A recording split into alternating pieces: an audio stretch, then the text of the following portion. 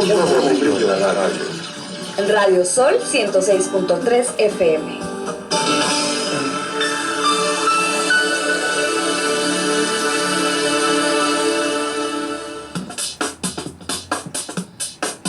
Charlando con los expertos. La revolución de la moneda digital. Con el maestro en competitividad organizacional, Jorge Francisco Carlos Portillo Núñez.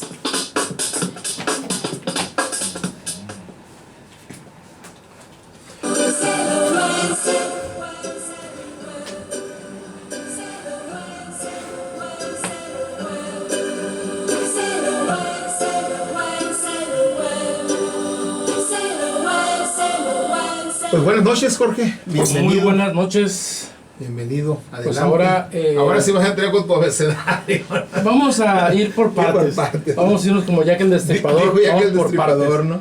Estuve viendo algunos temas y me llamó la atención hacer una pausa en esta parte de la importancia de valorar el Bitcoin como una parte anónima contra el dinero fiat, si es precisamente también anónimo, y la parte de ciertos derechos o privilegios que se dice que debemos de tener.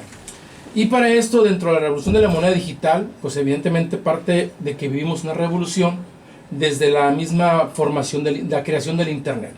En que es un lugar para interconectarnos en esta gran aldea, como se ha dicho, donde es una aldea global, donde todos podemos soñar, imaginar, crear, colaborar, compartir, vivir sueños y más cosas, y compartir lo más importante, nuestro pensamiento, y descubrir, como decían ahorita, retomando Sócrates, precisamente quién soy, para qué estoy aquí.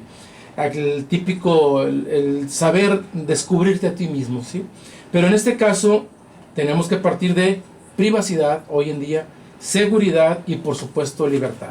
En todo esto es importante saber que esta parte digital a veces nos trastoca, nos dejamos trastocar en cierto grado de ingenuidad, de confianza, el permitir precisamente en las redes sociales, en todas, ¿sí? Una displicencia propia, es decir, le doy a aceptar, le doy mis datos, eso.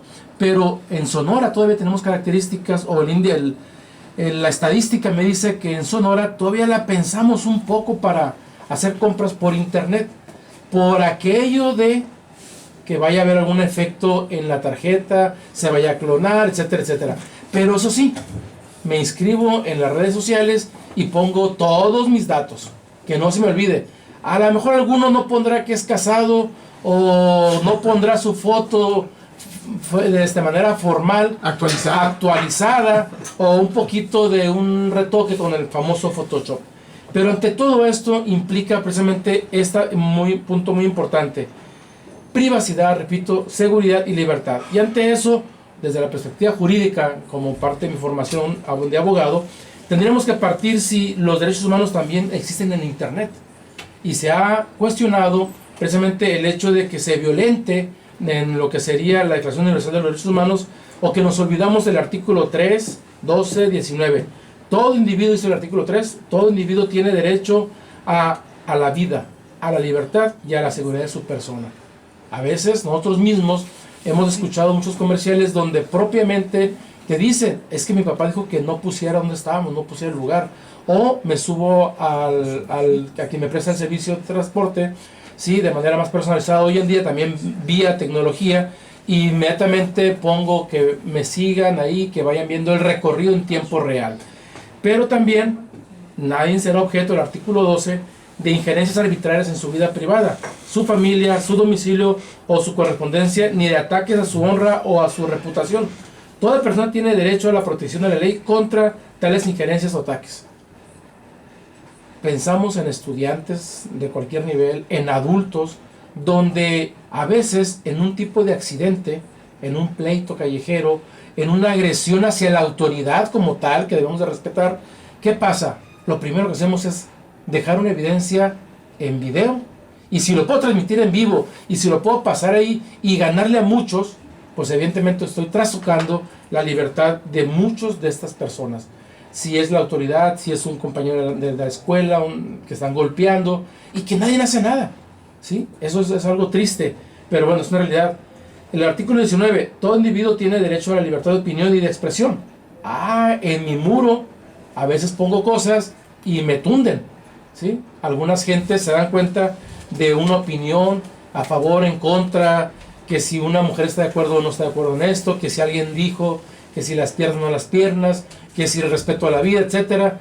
Y todos queremos un respeto, pero a veces en nuestra expresión, en esta revolución del internet, evidentemente, a veces todos faltamos al respeto. Y evidentemente, pues hablar de privacidad y libertad de expresión es hablar de la necesidad de fomentarla en un entorno real, partiendo de seguridad, incluido en esta revolución que estamos viviendo, que son la parte virtual. Por lo tanto, en todo esto, pues evidentemente sabemos de que esta revolución ha generado en la tecnología, ha generado propiamente a veces el robo de identidad, ¿sí? Pero porque nosotros también lo provocamos. Y también sabemos que a la hora de estar en las redes sociales, pues ellos también pueden hacer, y se ha dicho, mal uso de nuestros propios datos. Pero en este caso, ¿qué tenemos que hacer precisamente en esa seguridad o ciberseguridad en cuanto a la parte de lo que formó Satoshi Nakamoto con el blockchain y el Bitcoin y el blockchain? Bueno, evidentemente hemos hablado nosotros de la importancia de la privacidad y del anonimato, pero es muy clara en la tecnología con Satoshi y con el blockchain de la trazabilidad.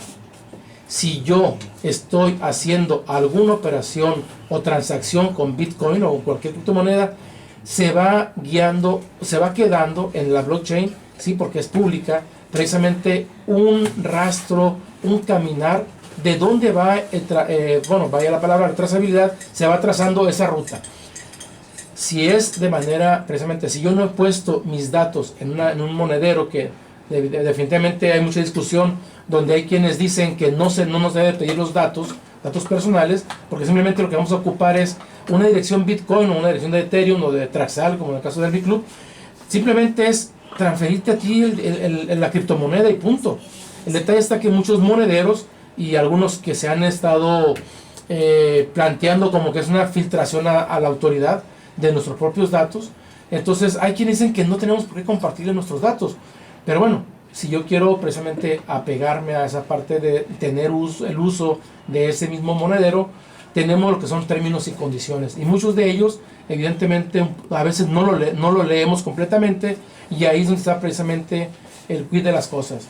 Tienen nuestros datos, y entonces en las operaciones es donde empezamos a preguntarnos dónde queda esa discrecionalidad, dónde queda esa privacidad de nuestros fondos, porque finalmente es una dirección pública que la puedo seguir desde ese momento, pero no con mis datos. El detalle está cuando yo ya utilizo en este ámbito o en esta criptoeconomía, yo le pongo mis datos, pues evidentemente ahí ya generamos un problema.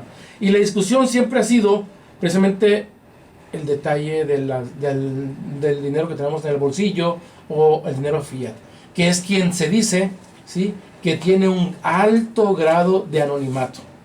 No sabemos, ¿sí?, de qué mano a mano viene.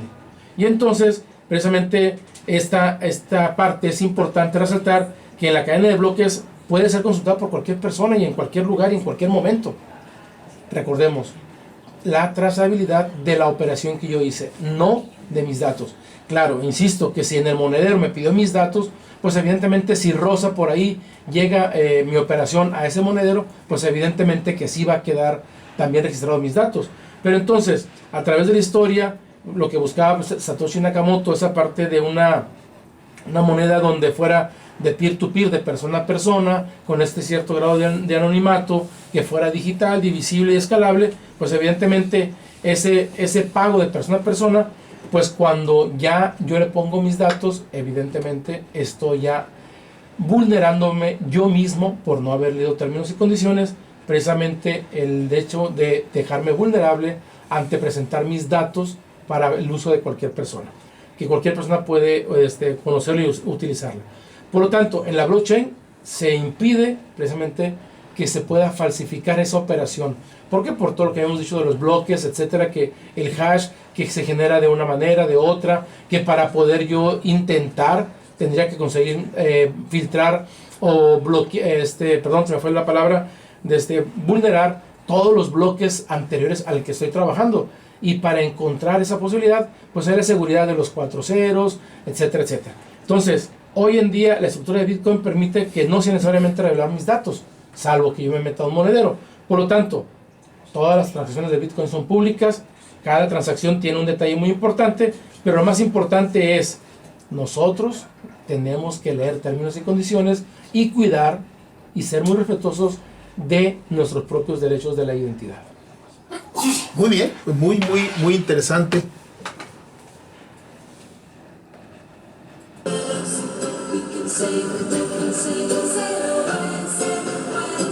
Muy interesante, Jorge, varios elementos ahí que dignos de tomarse en cuenta y que son pues perfectamente aplicables al asunto de las monedas digitales, pero también a otros ámbitos de la actividad, de la vida diaria económica y sí, de la vida definitivamente. cotidiana, ¿verdad? Sí, sí. Muy bien, interesante tema. Bien, ¿Algo más pues, con qué concluyes? Pues el glosario lo dejamos para después. El glosario. Lo vamos reservando. Eres el Lo hombre vamos- del mañana, Jorge. Bueno, pero vivimos el presente muy felices. Sí. Muy bien, Jorge. Muchísimas Muchas gracias. gracias. Muchas gracias. Y te invito a que escuchar, no sé si te gusta Coldplay. Y si no te gusta, aquí te va a gustar. Y ahora viene Yellow. Yellow con Coldplay. Y enseguida volvemos. Gracias.